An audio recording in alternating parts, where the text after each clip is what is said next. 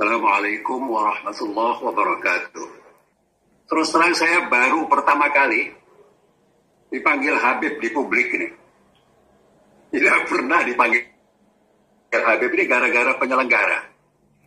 Tapi kalau Anda lihat di pamflet, itu Habibnya dikurungi. Barangkali penyelenggara takut Habibnya lepas, lari kemana-mana ditangkap orang yang tidak bertanggung jawab. Jadi seperti dikatakan oleh saudara Gus Nusron tadi, gelar Habib ini berat sekali. Kalau saya menyandang gelar Habib lalu mengumumkan kemana-mana, nanti saya takut betul di akhirat ditanya oleh baginda Nabi, kamu kok ngaku-ngaku keturunan saya? Kamu sudah berbuat apa? Nanti malu saya sama baginda Nabi. Jadi lebih baik Habibnya bukan cuma dikurung, disimpan saja dulu.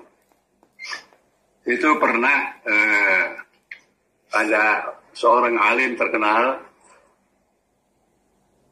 pernah datang ke Indonesia, Al-Habib Abdul Qadir bin Ahmad As-Segaf. Ini saya mau bicara belak-belakan ya supaya didengarkan bukan saja oleh masyarakat yang luas, tetapi juga oleh keluarga-keluarga habaib.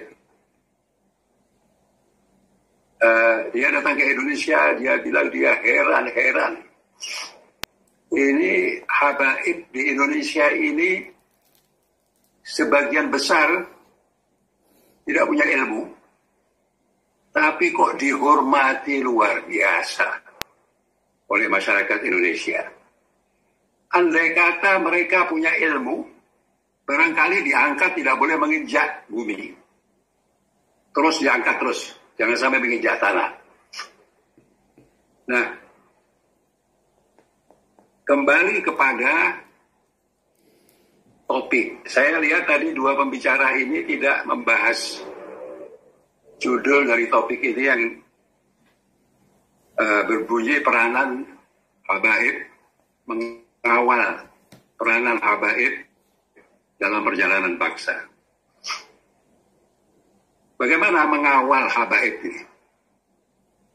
Karena para habaib ini sebagian besar mengklaim mereka lah yang akan mengawal kita, kira-kira begitulah. Ya. Nah, mengawal ini saya artikan dalam arti menasihati.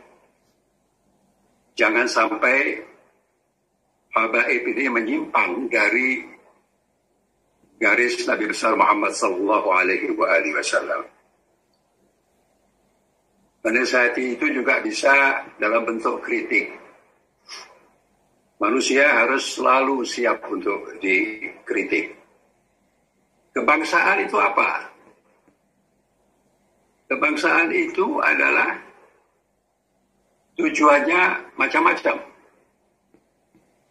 Persatuan. Kita negeri yang terdiri dari berbagai suku bangsa, berbagai agama, penganut agama, ratusan bahasa daerah. Luar biasa ini. Founding Fathers kita ini. Luar biasa. Bisa menyatukan kita menjadi satu bangsa, satu negara, yaitu bangsa Indonesia. Ini harus kita jaga. Jangan sampai ulama atau habaib ikut-ikutan memecah belah. Ini sangat penting sekali. Itu, kebangsaan itu, salah satu artinya itu. Kebangsaan juga, kita harus jaga kedaulatan negeri ini. Jangan sampai kita dikuasai oleh kekuatan-kekuatan asing, baik berupa pendudukan negeri ini oleh asing, maupun dikuasai ekonominya, dikuasai budayanya, dan sebagainya. Ini peran kita semua termasuk peran dari habaib. Jangan lupa ya, bahwa apa yang terjadi di Timur Tengah, di Suriah, di Libya, dan sebagainya, itu karena perpecahan. Dan sebagian perpecahan itu didorong oleh kekuatan-kekuatan asing. Sehingga negeri itu hancur lebur. Kita lihat Libya sekarang. Itu di zamannya, saya tidak mendukung Gaddafi ya. Di zamannya Gaddafi tidak ada kelaparan. Sekolah gratis. Orang sakit, ke rumah sakit tidak bayar. Infrastrukturnya baik. Coba Anda sekarang ke Libya sekarang. Hancur lebur. Suriah dihancurkan. Yaman apalagi kita sudah apa bicara. Nah itu kalau habaib mau berperan, perhatikan itu.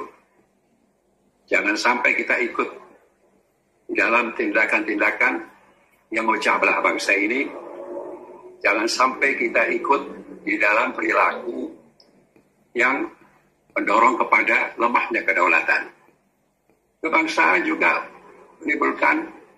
menciptakan kesejahteraan bagi rakyatnya. Kebangsaan juga menghormati semua agama. Kita mayoritas Muslim, betul, di negeri kita. Tapi mayoritas itu tidak berarti boleh menekan minoritas. Bukan begitu. Minoritas itu tidak harus mengatakan harus diberi hak khusus. Sebab mayoritas di negeri ini itu bukan hanya mayoritas Muslim. Ada mayoritas gender. Saya tidak tahu apakah laki-laki lebih banyak dari perempuan. Lalu mengatakan presiden harus laki-laki. Karena mayoritas laki-laki. Ada mayoritas suku Jawa di negeri ini. Lalu kita mengklaim karena suku Jawa mayoritas, maka presidennya harus orang Jawa. Dan seterusnya, dan seterusnya. Apa benar itu? Apa bisa dibenarkan? Tidak ada. Negeri ini adalah negeri demokrasi. Setiap warga negara berhak untuk memilih dan berhak juga untuk dipilih. Dan kalau dia dipilih, dia harus dihormati. Tidak peduli sukunya apa. Tidak peduli agamanya apa. Ini kalau kita semua mau jadi warga negara yang baik. Kebangsaan dalam sisi agama, saya kira yang utama adalah memberikan kebebasan beragama. Saya sering dengar ya, bahwa ada klaim-klaim dari ustadz-ustadz tertentu atau habib-habib tertentu, Islam di negeri ini dipojokkan, Masya Allah. Masjid terbanyak di dunia itu ada di negeri ini. Ada lebih dari 800.000 masjid di negeri ini. Jumlah hujjaj, orang yang pergi haji, seluruh dunia yang paling banyak itu orang Indonesia. Majelis-majelis ta'lim, pesantren-pesantren, sekolah-sekolah agama, bertebaran di seluruh negeri. Tidak ada pembatasan-pembatasan. Apa yang dimusuhi? Ya, dia bilang ada kriminalisasi ulama. Nah, ini harus hati-hati. Ya, kalau kita bicara kriminalisasi ulama, harus hati-hati. Apa artinya? Apa yang dimaksudkan itu bahwa kalau ada ulama atau yang menyebut dirinya ulama melanggar hukum boleh. Artinya kalau ada ulama yang melanggar hukum tidak boleh ditangkap, tidak boleh diproses di pengadilan. Mana ada aturan seperti itu? Nabi sendiri pernah mengatakan, kalau putriku Fatimah mencuri, dan itu tidak mungkin saya kira, kita semua yakin, maka aku akan potong tangannya. Tidak ada itu keistimewaan hukum buat ustadz, buat ulama, buat habib, tidak ada. Melanggar hukum harus diproses secara hukum. Kriminalisasi ulama itu istilah politik itu. Itu istilah politik. Kalau ada penegakan hukum yang tidak adil, kita ajukan ada lembaga-lembaga. Kita ajukan ke lembaga-lembaga yang bisa meluruskan itu semua. Nah, sekarang saya mau tanya, kalau Front Pembela Islam yang dipimpin oleh Habib Rizik, ya kita terbuka sajalah bahwa webinar ini ada karena ada fenomena Habib Rizik. Ya, andai Front Pembela Islam yang dipimpin oleh Habib Rizik itu mengatakan bahwa mereka berjuang untuk kebangsaan, ya kan? Harusnya namanya diganti dong, FPK, Front Pembela Kebangsaan, bukan Front Pembela Islam. Yang mau dibela Islamnya itu yang mana? Ya saya katakan tadi itu, Islam di Indonesia ini luar biasa, lebih daripada kebebasan yang diberikan di mana-mana. Andai kata, saya ingin tanya juga ya, FPI ini katanya berjuang untuk melawan kezaliman, melawan ketidakadilan. Kok saya nggak pernah lihat ya FPI demo memperjuangkan orang miskin kota? Kapan itu? Kapan FPI pernah demo memperjuangkan buruh? Kapan itu? Kapan FPI pernah demo anti korupsi? Kapan itu? Kegiatan-kegiatan yang sering kita dengar di mata kita itu sweeping. Sweeping miras, minuman keras, sweeping hotel-hotel, semacam itu. Dan kalau FPI mau masuk ke dalam bidang politik, tidak dilarang untuk bikin partai politik. Bikin saja partai politik. Sekalian bikin PPI, Partai Pembela Islam. Boleh. Ada prosedurnya, ada syarat-syaratnya. Tapi jangan membawa agama ke dalam politik. Kenapa saya katakan jangan membawa agama ke dalam politik? Karena politik itu kotor. Jangan naif lah, ya, jangan naif. Saya mau bicara terbuka lah, supaya semua orang tahu, dan mudah-mudahan para pendukung Habib Rizik juga tahu, dan mudah-mudahan sampai juga ke Habib Rizik, mudah-mudahan. Saya ingin kasih tahu ya, ini ustadz-ustadz, Habib-Habib, dan lain sebagainya itu, sadar tidak bahwa politisi yang mengelilingi Habib-Habib ini itu bawa kalkulator, berhitung. Kenapa? Mereka mendekati Habib, mendekati ulama, mendekati ustadz, karena mereka tahu banyak pengikutnya, banyak penganutnya. Dan buat politisi, yang dihitung itu suara. Nah, nanti satu saat, begitu mereka berhasil ditinggal. Mau contoh ditinggal? Kan sudah jelas, ya kan? Contoh ditinggal.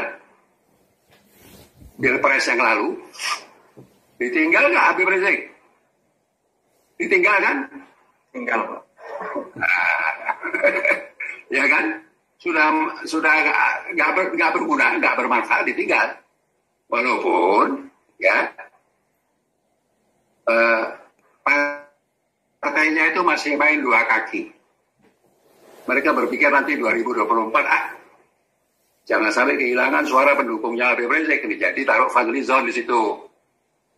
Yang satu jadi menteri mendukung Jokowi, yang satu Fadlizon membela Habib Rizik. Sadar tidak Habib Rizik? Antum ini dibuat mainan. Sadar. Jadi penting diperhatikan, ya. Saya sebetulnya tidak mau berbicara banyak mengenai siapa Habib itu, ya. Tapi saya mau singgung sedikit saja, ya. Itu kan ada ayat, ada hadis, ya, yang memerintahkan kita untuk mencintai ahlul bait, ya, atau ada istilah lagi al-qurba, mawaddah fil qurba. Ada lagi hadis yang kuat, ya, kalau kata Rasulullah Sallallahu Alaihi Wasallam, kalau Anda tidak mau sesat, peganglah kitab suci Al-Quran dan al-Itrati. Al-Itrati ini diterjemahkan sebagai keturunanku. Nah, kita harus hati-hati, ya, menerjemahkan al-Itrati, menerjemahkan qurba, menerjemahkan mawaddah. Harus berhati-hati. Saya bukan ahli tafsir, terus terang, ya. Tapi kita juga diperintahkan oleh Allah untuk menggunakan akal kita dalam menafsirkan atau memaknai Al-Quran, ayat-ayat Al-Quran. Tadi sudah disinggung sedikit oleh Gus Nusron. Ada perbedaan pendapat mengenai Ahlul Bait itu siapa. Ada yang menafsirkan Ahlul Bait itu hanya Ahlul Kisah, yaitu yang dikurung oleh Rasulullah, ya, kemudian didoakan oleh Rasulullah. Itu adalah Fatimah Zahra, Sayyidina Hasan, Sayyidina Husain, dan Sayyidina Ali katanya merangkul dari belakangnya Nabi. Itu Ahlul Bait, bukan keturunannya. Ahlul Bait itu bukan keturunannya. Tapi ada juga yang menafsirkan Ahlul Bait itu juga yang dikurungi itu, yang doakan oleh Rasulullah, plus keturunannya sampai bawah. Silakanlah Anda mengartikan yang mana, ya. Dan mencintai itu artinya macam-macam. Mencintai itu barangkali Rasulullah khawatir nanti sepeninggal beliau keluarganya bakal dimusuhi. Dan Rasulullah tidak meminta upah apapun kecuali jangan memusuhi keluarga saya. Kira-kira itu, ya. Mencintai itu tidak berarti harus nurut. Saya cinta istri saya, sangat cinta. Tapi saya tidak selalu menurut apa maunya. Saya dengarkan dulu. Maunya masuk di akal tidak? Melanggar etika tidak? Ya kan? Boleh mencintai. Tapi ketika kita mau manut, bahasa Jawanya manut, menjadi panutan, dilihat dulu. Yang dipanuti itu apa? Melanggar akhlak tidak? Melanggar logika atau tidak? Ya kan? Melanggar hak-hak orang atau tidak? Itu yang harus kita perhatikan. Dan jangan lupa, ya, fitrah itu adalah, saya mengartikannya, keturunan yang juga mengikuti akhlak dan sifat-sifat leluhurnya. Lalu dia tidak mengikuti akhlak, dia bukan akhlak.